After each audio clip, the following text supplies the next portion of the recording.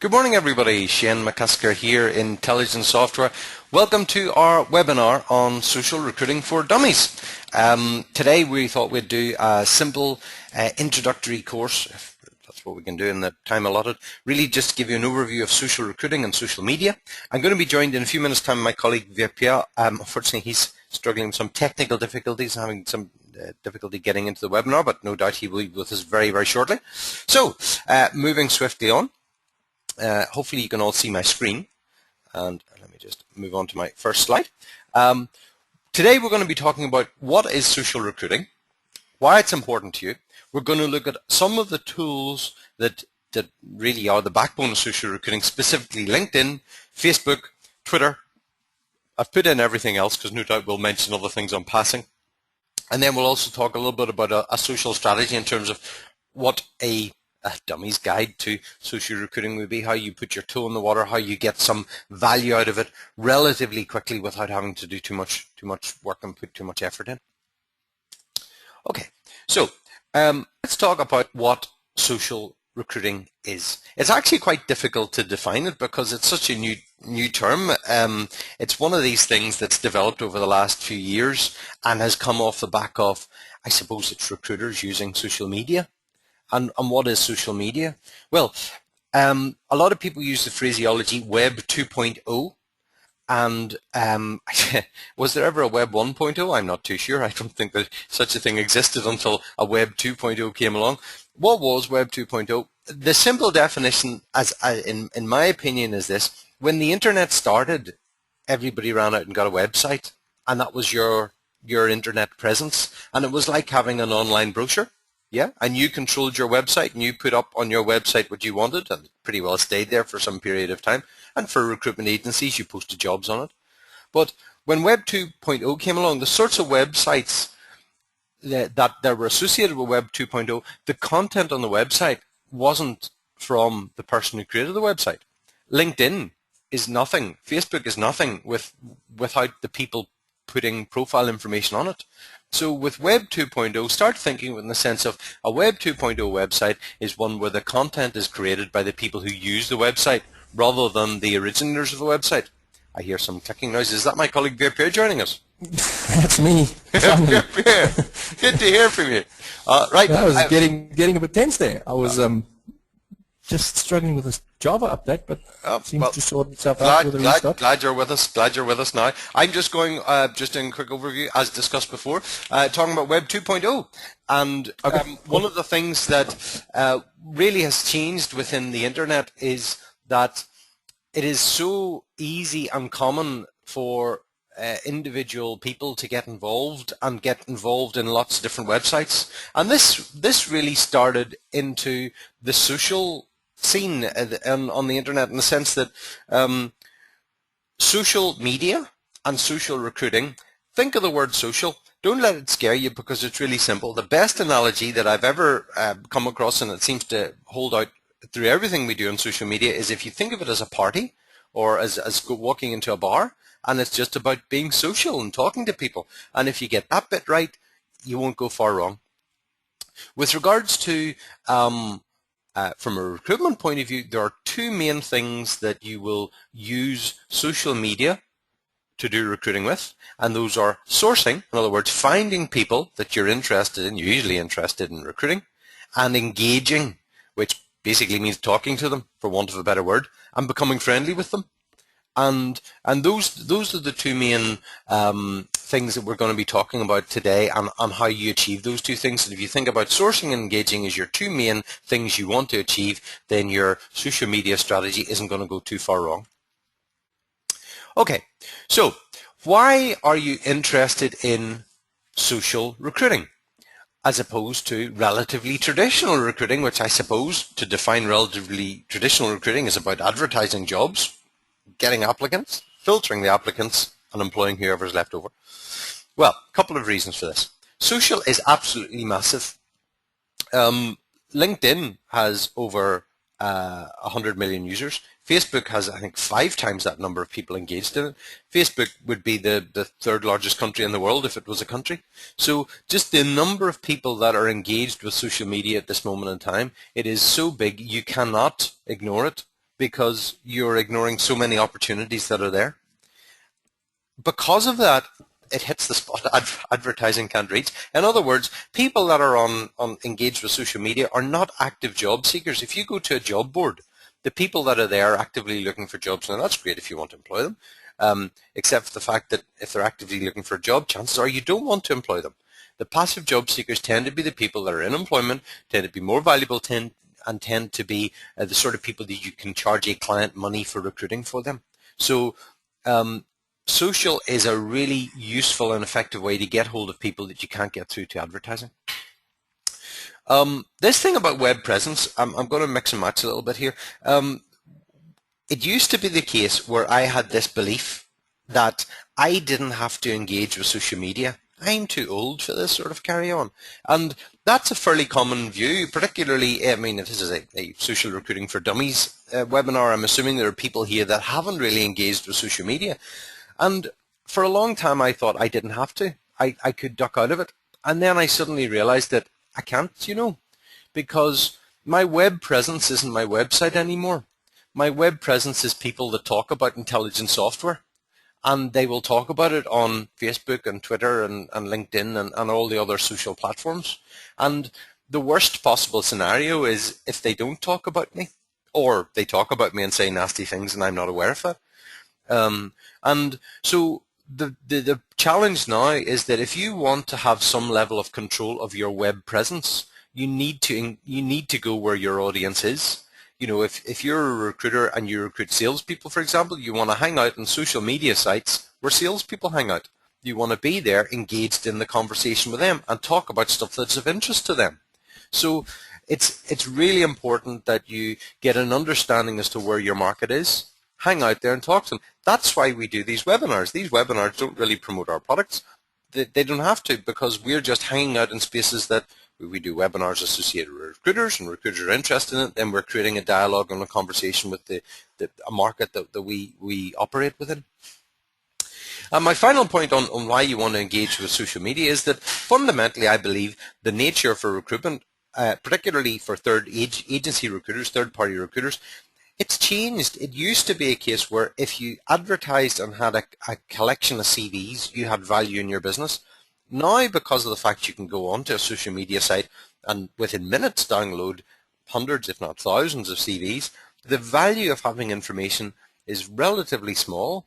What's really important is your ability to extract value from your resume database, your CV database, and get value from this pool of social media profiles that are out there.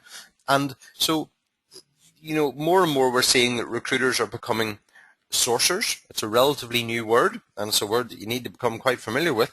A sourcer is somebody who goes out and searches the internet to try and find candidates, and very, very much the recruiting landscape has changed as a result of that. Okay, let's start off. Myself and Pierre are going to give you an overview of some of the tools. Sean, can I add one? Add one more point to what you said then. Just why it's useful. I think one of the big reasons why it is useful is because most of the recruiter's clients will use this.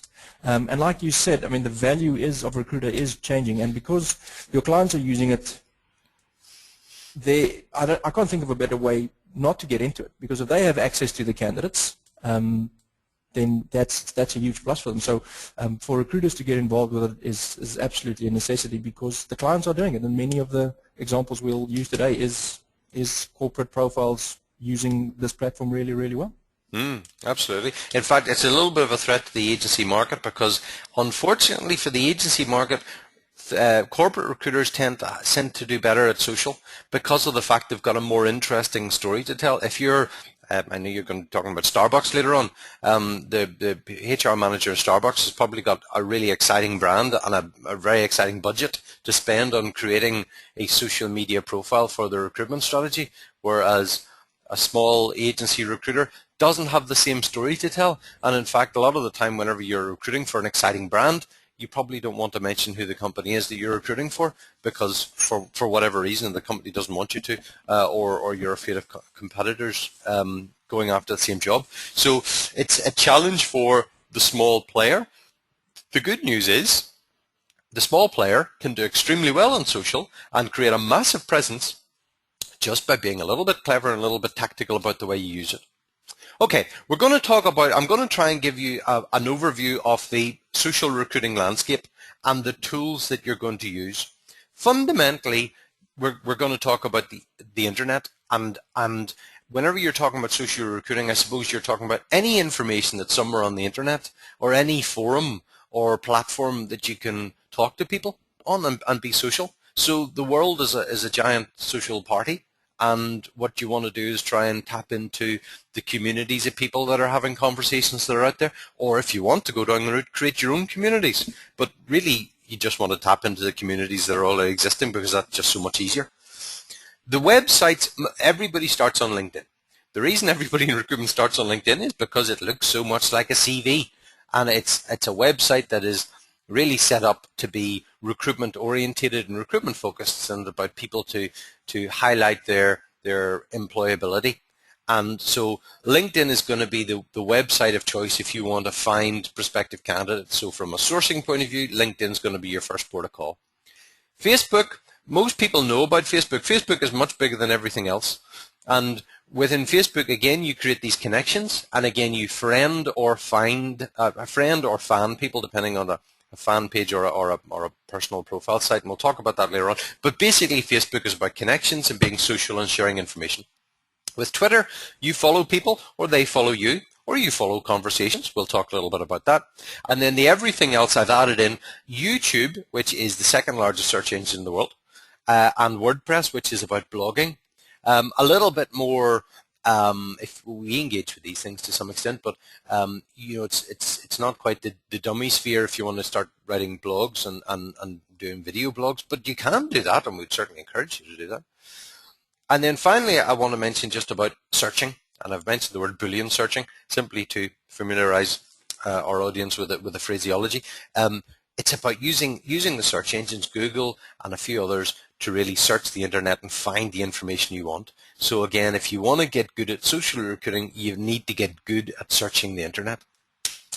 Okay, so Pierre, what will we talk about now? I don't know. LinkedIn, I think. I think if we move on to LinkedIn, it's probably... Okay, I've opened up a browser, and hold on a second now. I'm terribly sorry, my LinkedIn.com. Okay, I'll go over to LinkedIn.com.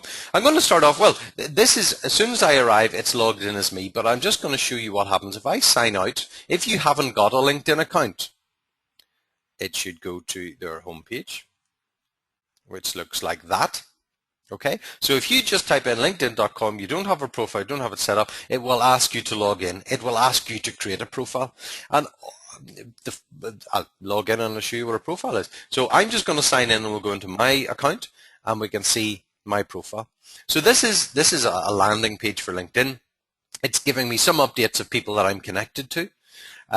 It's got a toolbar at the top that allows me to navigate to various points of it.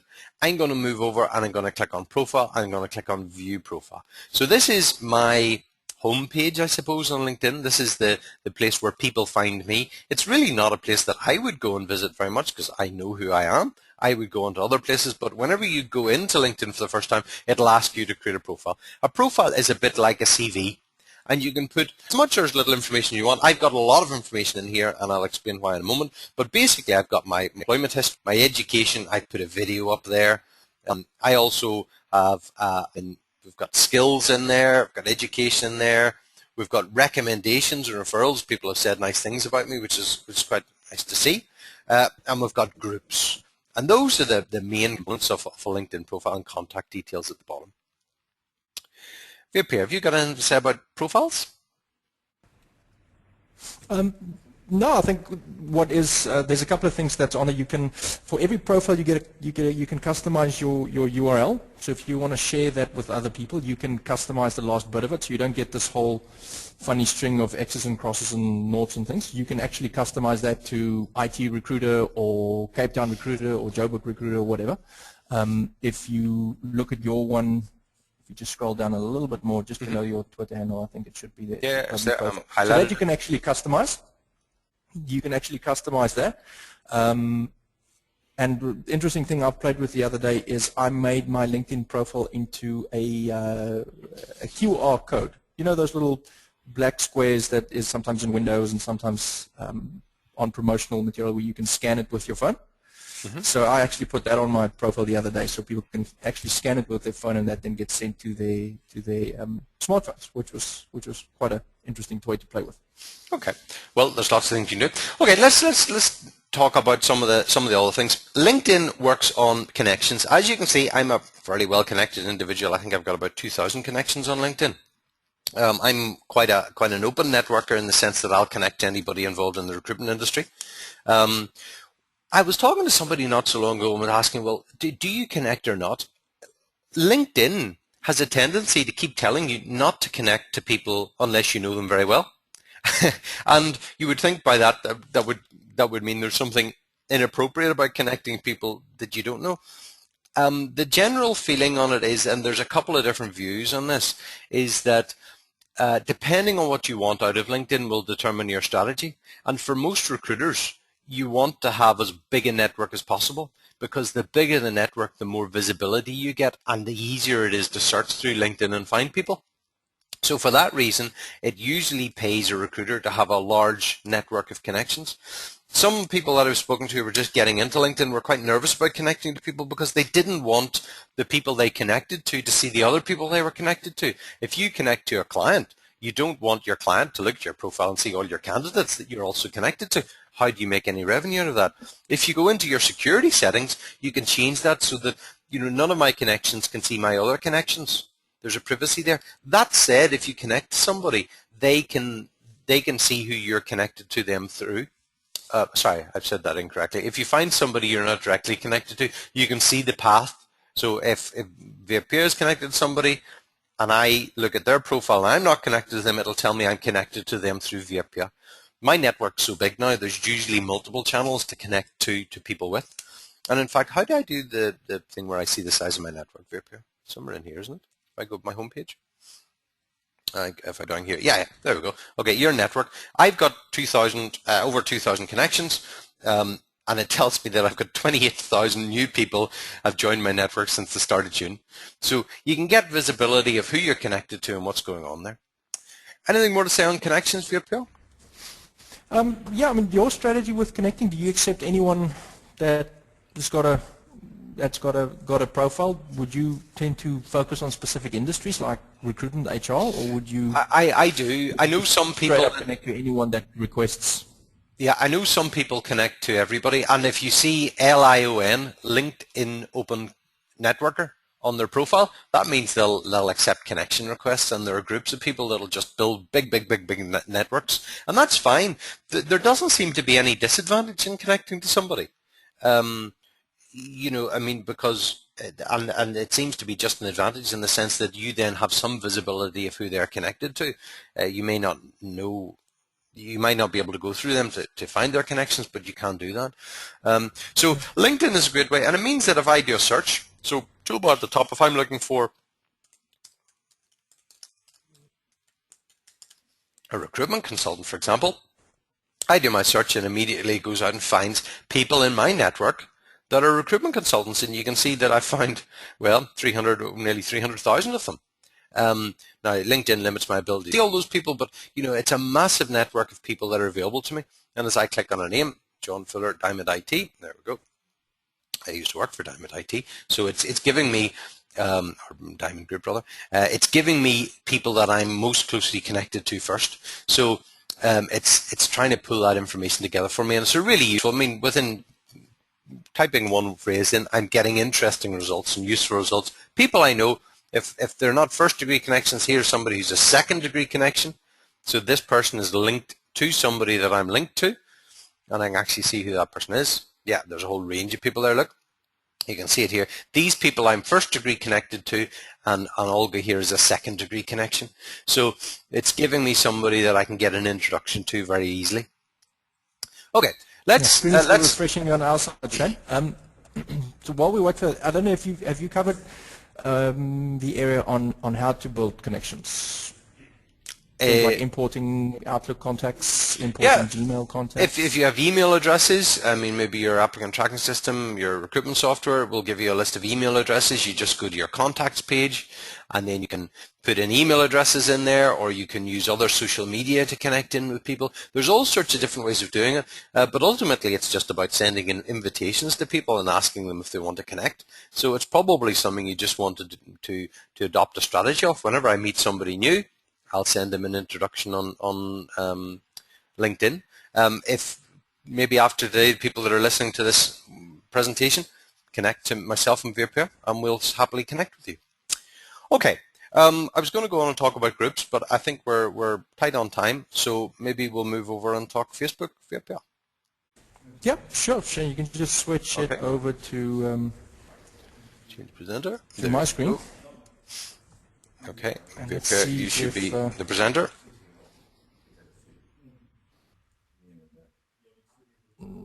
Let's have a look here. Okay, you can just tell me whenever you see. Yeah, you're coming through on Facebook now. Okay, got that. Yeah, we can see see you. you. Can see that okay, can you? Yeah, I can see you fine. All right, great. Okay, so what I'll talk about briefly is just Facebook and the whole scale and the size of the thing. So I went in yesterday and just had a look looked at it in a South African context, which Facebook is a very popular site all across the planet, and I think it ranks number 1 or just number 2 after Google. Can't remember which one is ahead now again. But in South Africa, it's about, I think South Africans are responsible for about 1% of Facebook traffic worldwide, which is not bad to see. We get a tiny little slice of the pie. But I went into Facebook yesterday just to have a look at the numbers of South Africans on the site, and I could find about 4.1 million South Africans on Facebook. Now these are ages from 0 right up until 100. So these were not very specific ages, just everyone that registered their profile and said on their profile they are based in South Africa. Now out of the 4 million odd people, about half of them is aged between 21 and 30, which is probably the age of people that's got 2 years experience, 3 years, 4 years, 5 years experience, and the really good candidates that you can make a nice profit of if you place them. So very big part of the market is between the ages of 21 to 30. Out of those 4 million people, about 10% of them indicated that they have a degree or college grads. I think about 40,000 said that they were still in process of getting a degree. About 800,000 odd live in Cape Town. About 1.8 million of them call Joburg home. So Joburg's got a much bigger Facebook contingent than Cape Town. And in this week alone, there's about 76,000 birthdays in South Africa on Facebook. So it would be nice to know who they are and send them a message on Facebook itself. But just to look at the search terms, I had a look at the most popular search terms in South Africa, which strangely enough South Africa is number 1. And you'll see there Facebook is number 2, and also Facebook ranks at number 8 if you look a little bit down the pecking order there as well. So very popular site in South Africa. People search for it quite a bit. Now there is some tips I would say to get into Facebook. I would probably decide a strategy with Facebook before I start getting into it. Facebook does take up a lot of time. There's a lot of content, a lot of things to update on the site, a lot of interaction. So look at your available resources that you have and look at a strategy that fits with the resources you have and the strategy that you have as well.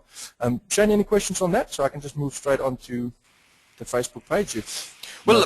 Yeah, I mean, a little word of warning is that I'm going to speak in ignorance here because I'm not a massive Facebook user, and I think Facebook, there used to be a conversation that people didn't want to do recruitment through Facebook because Facebook was personal and it was your private space and you didn't want to be approached through jobs. And to some extent that's correct. To some extent LinkedIn is also a case where people join LinkedIn for all sorts of different reasons. But I think that the conferences that I go to over the last year, the conversation has really moved on into Facebook is the place that recruiters have to be. And people are much more accepting of getting approached and advertised to and connected with for recruitment purposes through Facebook. So it definitely seems to be a growing trend within the social recruiting sphere. Yeah, and they've made it easier as well. I mean, the fact that you can now send messages to people you're not connected with, so Facebook has opened it up quite a bit as well. So it does make it easier. Okay. Just looking at the profile, creating a profile on Facebook is really, really easy. If you go onto facebook.com, bottom right-hand corner, there'll be a block, which I'm not going to show you now, but just a block where you can register. You put your name and email address, password, and that's pretty much as easy as it is to create a profile. So once you do create a profile, it looks something like this. You've got your news stream down the middle, various photographs at the top, so it takes your last 5 photographs and it displays them, and you'll have your basics down the left-hand side in terms of your wall, information, photographs, and the rest of it. So most people would use Facebook just to check up on their friends' activity, the pages they're following, the groups they're following, which will all be displayed in your timeline. Now, to find friends on Facebook is very similar to LinkedIn. If I just want to move to another page, and hopefully this is quicker than it was this morning. But to find friends on Facebook it's as easy as it is on LinkedIn in terms of you can look at multiple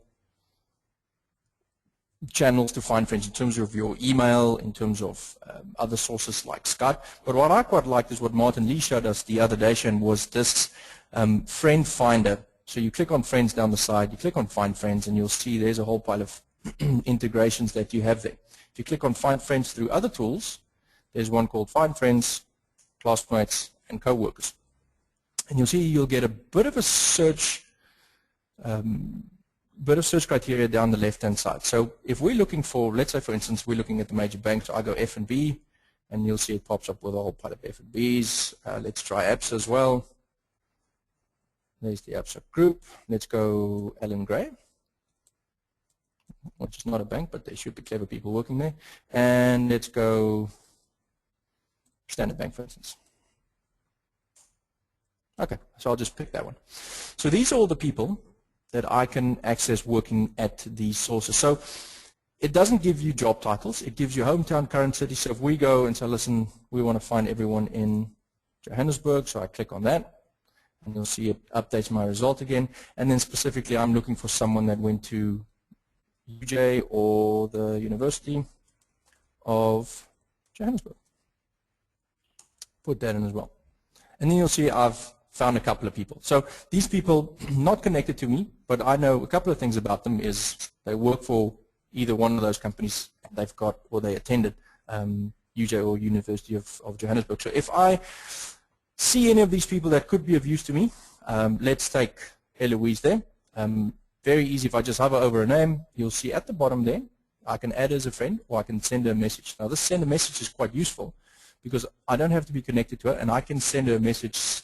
I can either attach a job spec if I want to, I can attach a file, I can ask her for help, I can ask her, who's the HR manager, who do you deal with, who can I send this to, got this great candidate, what division can I send your CV to, whatever it is you want, but you can ask people for help without being connected to them, which is quite useful in the fact that they've added these two as well. Got this job, you might be interested, you know someone that's interested, and just send it through Facebook, and I can guarantee you they will receive that message. So quite a useful little feature. Just the thing on friendship and what you said about earlier about, it is, Facebook used to be or is quite personal. So, who you connected with is probably a personal choice. Facebook is more personal for me, so I don't tend to blend work and personal on here. That's more what I use Twitter for. But you might have a different strategy. You might want to connect with people you interview. You might want to connect with clients. If your profile is very, very business-like, it's a nice tool to blend the work and the social lines. And I think that's what Facebook is really good for. Veer, I know this is extending beyond the introductory scope of we set ourselves, but I mean, within Facebook, you can sort of partition people and separate people out, so you can have like a business side to it and a personal side to it. Am I correct on that? Through pages. I think through pages that's what you could possibly do. So let's move on and let's talk about pages. You can see that I've moved to the intelligence page, which is something that we we don't really use that much. We haven't used it for several years. We created it many, many years ago, but we haven't This is done probably a anything good with example it. of what not to do, by the way.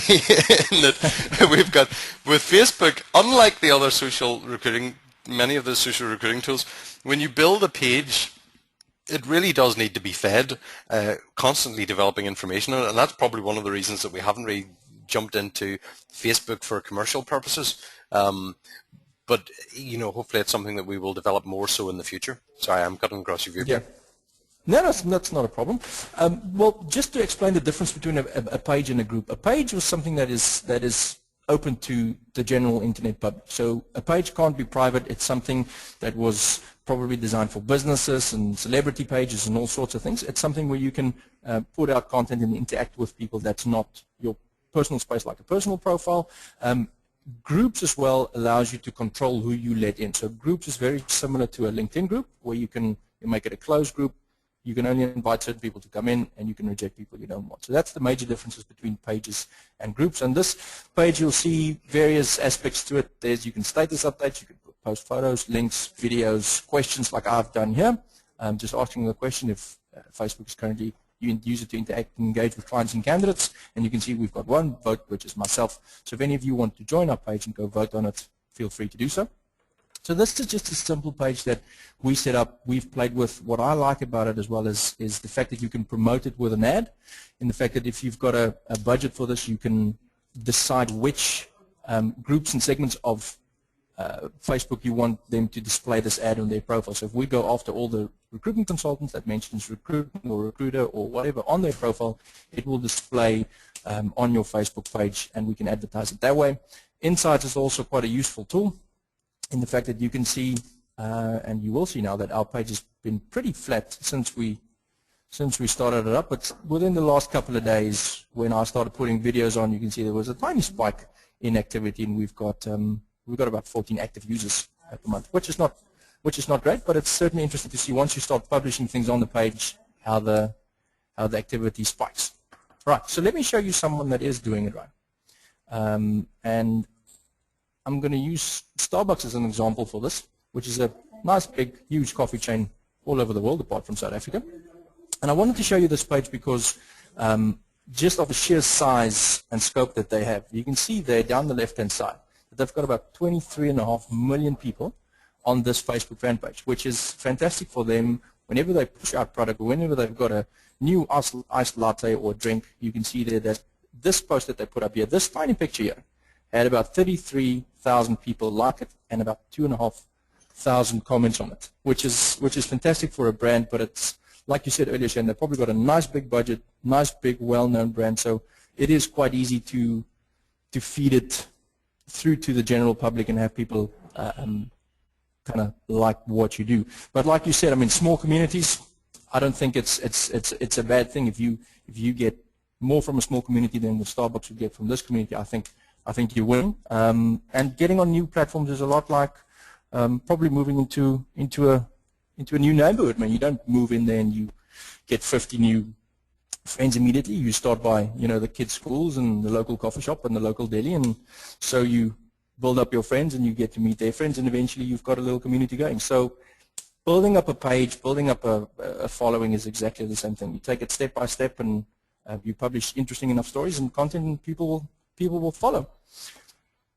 Let's move a little bit closer to home, and I've got another page that I found, which is the SAPI Southern Africa recruitment page. And what I liked about this page, and you can just tell me when it's up, is the fact that they blended the jobs and the content really well. So it wasn't just a page for recruitment where they just fire up all their jobs and it's just a channel for distributing jobs. What they did with it was very good in the fact that they put all different things like new brands, new videos that comes out. You can see there's something about mountain biking that has to do with the environment, and just below that, a little bit further down, you can see there's a job that popped up there. So they've got about 790 likes on this page, which is fantastic, and that's one of the biggest ones I could find in South Africa for recruitment. And there's a senior tax accountant job. If I click on it, it gives me a nice job spec. And also what is great about it is that they've got someone that I can, if I want to apply for this job, I can send Tembi an email straight away. So a really, really nice, well put together, well thought out page. And the people that manage this page, you can see they are excited about their brand, they're brand ambassadors, and they're really passionate in what they do and the way they interact with people that post comments on their site. So a very, very good example of a good recruitment page for corporate. Anything to add to that, Shane?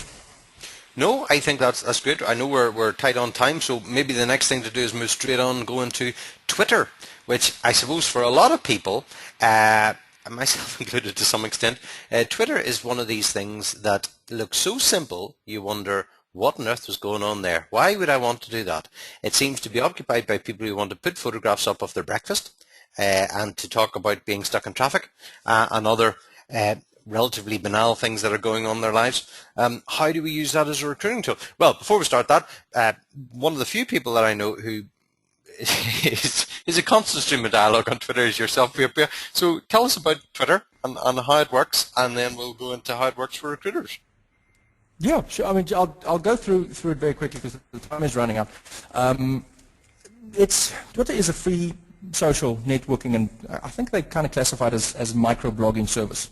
That's changed the way many people communicate, certainly the way that I consume news, in the fact that it allows users to send updates or tweets, as they call it, up to 140 characters long to the Twitter website. Some see this as a way to simply report their status to friends. Some use it to post interesting links. Some use it to post jobs. Some use it as a savvy marketing tool. A lot of uses for it. But I think what I get out of it the most is the kind of cool people I meet on Twitter, the people that I interact with. I do follow a lot of people to learn from them. I do follow them to get information about my interests, about recruitment, about software, about anything that goes on within the industry. That's normally my first place that I would go for information. So it is a very popular tool for getting information, and also the way it's changed the way I consume information, because I used to buy newspapers every morning, and I think I haven't bought a newspaper in over 3 or 4 years since I got on it. So it's completely changed the way that I consume and look at news. So let's look at some of the terminology that might be strange to people that's not on it. A tweet is simply a 140 character status update you put on, and it all starts with what's happening. So like you said, Shane, whether it's what you had for breakfast this morning, or whether it's you stuck in traffic, or whether it's some interesting content you distribute, you put it in there with links to it. You will get retweets. So if the content you put out is interesting and people like it, they will retweet it. And the more retweets you get, the more reach you get. Which is, the other day I put out just my annoyance with people that goes over the 140 characters. So I actually have to click a link to see the last 2 words. And that was, I think, retweeted about 30 times, which gave me about 40,000 impressions, which was quite a popular tweet. But it's something really, really simple that was very popular. Hashtags is something else. So it's like indexing Twitter. So I think, Shane, you spoke earlier about the One-Telligence hashtag. I don't know if people... I didn't actually. I know there's certain... I should have done. Well, there's some people that saw it, and if you look on Twitter and you search for the hashtag One-Telligence, you'll see probably 3 or 4 people that's on this webinar that's looked at the hashtag and that's retweeted something, and it's there. So hashtags are a really interesting way to organize Twitter and find interesting topics you're looking for. And just to follow people, if you follow someone, it's just you get their updates in their timeline. If they follow you, they get their updates in your timeline. And then the last one is a DM or a direct message. This is a private conversation. This doesn't go into the public timeline. It's just between you and one of your followers. All right, all of that makes sense. Absolutely. I mean, just to reiterate that, and from a dummies perspective, because I would consider myself a little bit of a Twitter dummy, everybody starts on Twitter. You start off by just listening, and you just look at the constant stream of stuff that bubbles up. What's a good idea to do is to follow it on a particular conversation. So if you know, say for example, the ABSO conference that was happening last month, and I was a speaker at it, we had a hashtag up there called ABSO11. And you put in ABSO11 into a search, or you can do it even through Google Real Time, and you just get this constant stream of people commenting on the same topic, so you can follow conversations that way. From a recruiting point of view, I attended a technology event actually in very close to my office, and I realized that there was a hashtag associated with the people that were at that event. And so as soon as I followed the hashtag, I found the people that were at the event and were talking about it. And they were all technology people, and immediately I have a link to their profile. So if I wanted to recruit a person that had that skill set, then I've immediately got a list of all the people that are at the event. I can see all the tweets that they're putting out, all the conversations they're having, the people that they know, the networks that they're in. So immediately I've got visibility of this pool of people. I can do a Twitter search for a keyword if you're looking for somebody who has a particular experience or is talking about a particular subject. You can search the whole world for that. One of the things that I follow a couple of things on Twitter. I follow my own name on Twitter. Certainly follow your own company's name, because then you want to see who's talking about you. And you just tap into this massive conversations going on. Again, right at the start I said social media is a party, and you're walking into a crowded room and there's all these conversations going on, and you can selectively listen to the conversation that you want that you're interested in. And if you want to engage with that, then just engage with it. Just reply to it or talk to people that are sending out the tweets, and more often than not they will respond to that. So Twitter is it's deceptively simple in what it does, but the way in which you use it can be very clever and very interesting and very engaging. And it's almost like a telephone. I mean, it created a new channelification which allows you to do different things and things you couldn't do before. Yeah, I think you just summarized what I wanted to say, Nick, so you cut down about 4 minutes talking time for me there. But just one thing I wanted to show on Twitter, creating a profile, again, really easy to do, twitter.com, username, password, email, and you're in. But just interesting, if you want to look for people who to follow, you'll see right at the top of the toolbar there, it says who to follow, and then there's a couple of things you can do with it. Twitter will give you suggested users, which is great, and you can follow them easily enough. There's interests you can browse. If you're interested in developers, or you're interested in Java development, or you're interested in recruitment consultants, there'll be interest for that. And the Find Friends one is pretty good as well, because again, you can find who of your contacts within Gmail or Yahoo or AOL, whatever you use, is on Twitter. And the most interesting one for me is the LinkedIn one at the bottom. So if I click on that search contacts within LinkedIn, it takes me to all my connections on LinkedIn, and again, my LinkedIn connection or my LinkedIn network is nice and big. So there's a lot of people on there that's got some sort of business connection to me on Twitter as well, and it will just cross-reference it to. So what it will do, it just shows you who of your connections is on Twitter, and then you can follow them straight from the page there, which will open up in a couple of seconds. So you can see that I've got a couple of things there. It says all connections, and these are all my people that is connected to me on LinkedIn. That's on Twitter. And then there's people I'm following already, and there's people that are not following. So if I click on the not following link, I can see these are all the people that I'm currently not following on Twitter, which might be a good idea if I want to engage with them and interact with them. It might be another platform where I can do so. So that's a quick overview of Twitter. Now the big question is, why is it useful for recruitment consultants? And I think, Shane, you've answered that to some extent, haven't you? Well, it's a tool, and it's like, why is a telephone useful to recruitment consultants? You know, it creates the channels, and it enables you to network in a really clever way.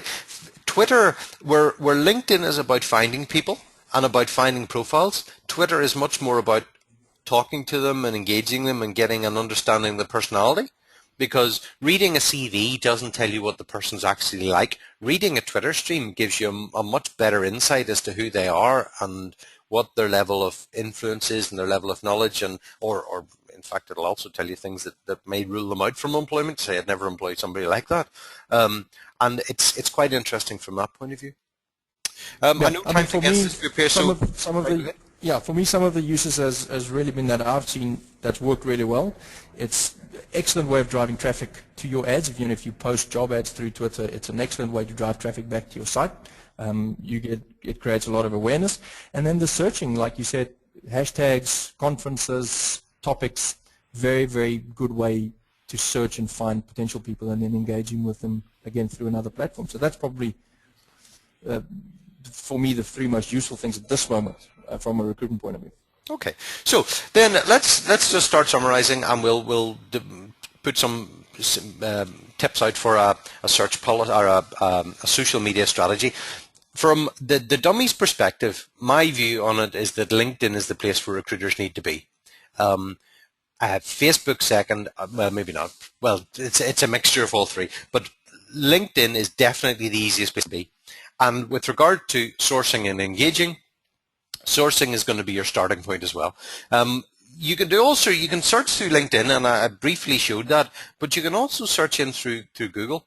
And if I'm going to give one tip today, have a look at this website. It's intel-sw.com/search.php. It's on our webpage, but I put together a little custom search for you if you just want to type in something in there. And what this enables you to do is it uses a Google search to search LinkedIn, and it just gets you public profiles back. Because LinkedIn, one of the nice things about it is that it is really easy to search it through the search engines. And this just, if you click on, if you're interested in South Africa, click on the South African tab, it'll just get you results of people in South Africa who have LinkedIn profiles. A really easy way to search. From a sourcing point of view, LinkedIn searching is where you want to be. But what I'd also recommend people to do is create a profile, build the connections, and then also join some of the groups, because you want to join groups that are of interest to you. If you recruit for financial people, there are financial groups out there. Your candidate pool will be there. If you want to know what groups to join, just have a look at the candidates you're interested in and see what groups they're in. The other group I'd say, maybe you can navigate to this one via PR, is join the South African Recruiters group if you're in South Africa, because it's the group that we run for the industry in South Africa, and there's all sorts of debates and discussions and things that are going on there. It's a very active group, even by LinkedIn standards. It's a very active group. I think it's one of the most active groups I'm involved in terms of the number of people that are putting stuff up, all sorts of tips and hints, ways to collaborate and share information. Just go onto the LinkedIn page, click on groups and do a search for it, or even just type it in South African Recruiters in the toolbar at the top where it says groups, and the drop down to search LinkedIn. So that's probably my tips for engaging with social recruiting. Virpia, what do you think? Oh, have we lost Virpia? Sorry, microphone on mute.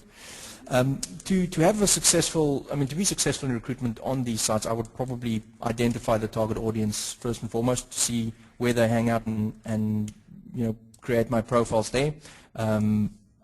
Listen first, look what they're saying, engage afterwards. In terms of building your networks, there's fantastic resources that most recruitment consultants already have in their applicant tracking systems. It's full of email addresses. These candidates are all over these networks. So I would invite existing candidate pools, I would invite clients using the existing sources you have, and then start adding your jobs you put out, start adding the like us on Facebook, join me on LinkedIn icons. Add that to your job posts, add that to your blog posts, add that to wherever you distribute content, so people can see what you're doing and they can follow you or your company. So that would probably be my quick top tips. Wonderful. Thank you very much, Virpia. Well, I think that just about wraps it up for today. If anybody's got any questions, no doubt the debate will go on. Please bring that debate onto the South African Recruiters Group or contact us.